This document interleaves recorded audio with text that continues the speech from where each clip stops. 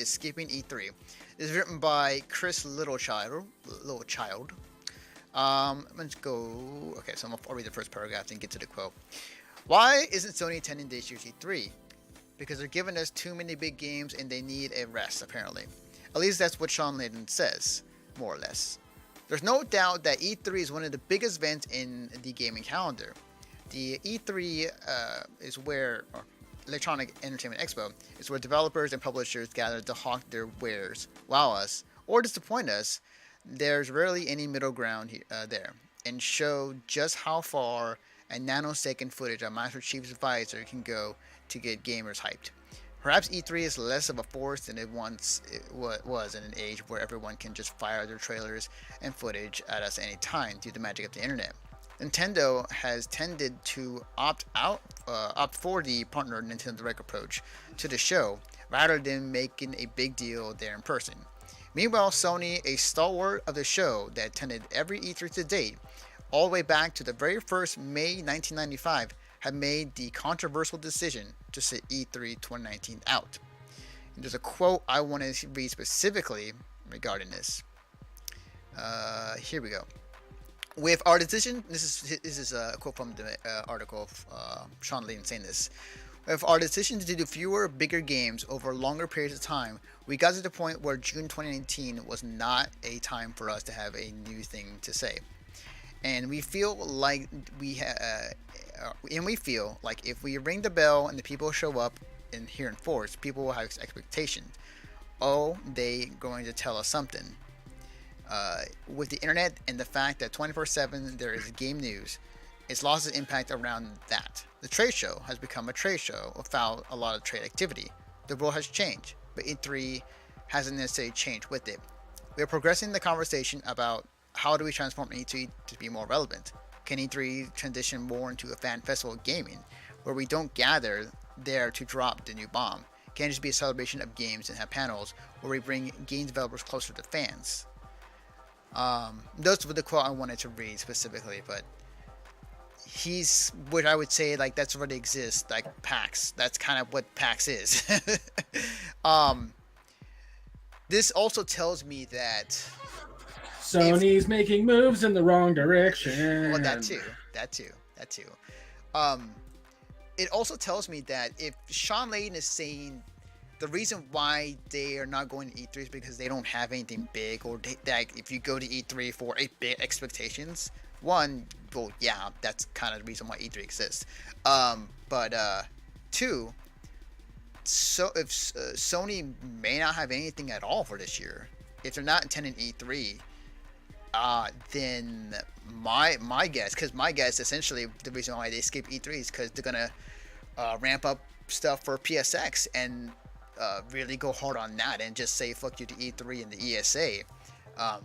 But after reading that quote from Sean Layden from the interview he did, I want to say it could possibly be also mean that Sony just had nothing for 2019 in general, which is crazy for me to say that. But there were even talks of them saying like there may not be a PSX this year. So yeah, interesting stuff. Is it bold from Sony? Yeah. Will it pay off? I don't know. Time will tell in about a year or so, or less than that. As far as like how these moves for Sony will work out for them, and I'm not too sure. If they have nothing, that would be wild to see nothing from Sony, and then for them for 2020 to come back. I mean, you could argue that they had nothing last year. Hey-o! That's true. Buzzing! That's true. That's very true. The Sony press conference from last year was also very interesting as well. I mean, they put everybody in like for one segment of the E3 presentation. They put them all in like this small cabin-esque room where they showed up the Last of Us trailer, and then they moved everybody from there to the next building next door for the rest of the presentation. Yeah, it was some weird stuff Sony was doing, and for Sean Layden to kind of go out there and say like, we basically have nothing for this year. That's why we're not there at E3, which tells me that okay. That tells me that there's either they're gearing up for PS5 full launch with games that we are excited for, or the fact that they have literally nothing to really say about this year. So, which will then look, which then in this time would make Nintendo and Microsoft just, if not already watering at the mouth for taking that spotlight from Sony. So we have to wait and see. But yeah, I mean, I think a lot of what's going to happen is that Nintendo and Microsoft are going to start making a fuck ton of money. They're going to start making a lot of really smart moves and leaving Sony in the dust, and Sony's going to have to come around to it. Yeah, we'll see. As far as like, will this pay out for Sony? I don't know. Right now, no. So far from these quotes that they've been making recently, have put a foot in their mouth. It's not looking good for them right now, PR wise. Mm-hmm. Can they turn around? Absolutely. They had a fantastic run at this generation with the PS4 and some pretty awesome games to boot. But last year, I mean, 2018 was a really solid year for the PlayStation 4. Absolutely. Is that good? Yeah. That's what. Yeah. Right now, that doesn't look like to be the case for the next generation. And so 2019 does not look like Ghost of Tsushima and Days Gone. Ghost of Tsushima. Wait. What else? Is Days Ghost Gone. Of Tsushima. Days Gone is not going to be a hit. I know. I call it right now. It is a zombie game, post-zombie excitement. Yeah. It is not going to do well. Yeah. Every time they show that game, I feel like no one just gives a damn about that game. Like, at one point, it was like being confused for The Last of Us at some point. And, people also say, like, Last of Us 2 is coming out this year. And I'm just like, okay. Like, not going to be the hit that Spider-Man and God of War were. Yeah. I promise you. Yeah. Like, it's a sequel. Like, I'm excited for it. Don't get me wrong. I'm excited for Ghost of Tsushima. I want to check out the game. It's not going to be a 2018 year for them. Period. Absolutely. It's going to be a down year.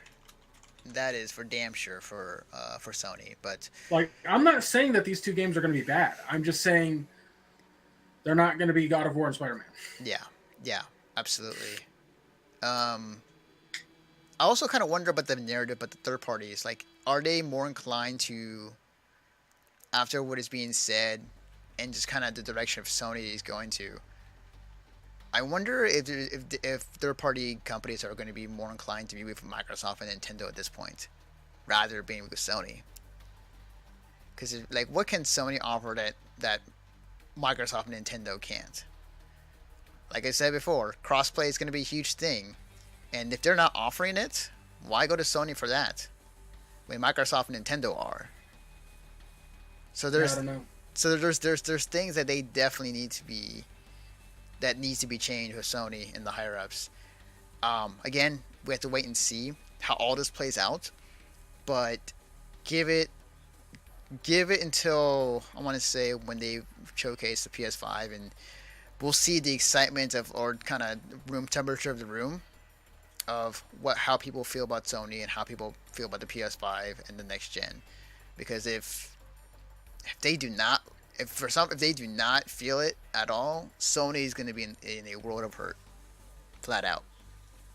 I mean, they already kind of are. I mean, you look at the sales of the Switch, you look at the sales of the Xbox, and, like, sure, when the systems had just come out, Sony was on top, but the other two are so rapidly catching up that just, it's people. Yes, again, they had a great year 2018.